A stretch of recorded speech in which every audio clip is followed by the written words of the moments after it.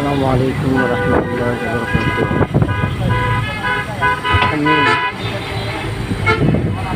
সাইদাবাদ থেকে যাচ্ছি কক্সবাজারের দিকে, বান্দরবন ঈদ করতে। তো দেখতেছি যাত্রাবাড়ি ব্রিজ ফ্লাইওভার পুরোটুকু জ্যাম। এই যে এখন অনেক দূর আগে আসতে, প্রায় 1-1.5 কিলো পার হয়ে আসছি। তারপরে আমি দেখতে পাচ্ছি যে গাড়িগুলো ঢাকামুখী হচ্ছে বা আপনার বরিশালমুখী হচ্ছে, এই গাড়িগুলো খুব জ্যাম, অনেক জ্যামের মধ্যে আছে। আলহামদুলিল্লাহ আমি যে গাড়ি দিয়ে যাচ্ছি হানিফ গাড়ি আলহামদুলিল্লাহ ফ্রি আছে।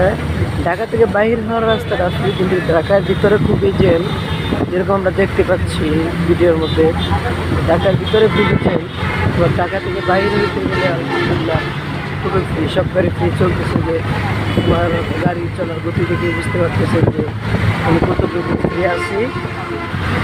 তো এবারে ঈদটা অনেকেরই কষ্ট হয়ে যাবে, কারণ গাড়ি ঢুকতে পারতেছে না, গাড়ি বের করতেও কষ্ট হচ্ছে।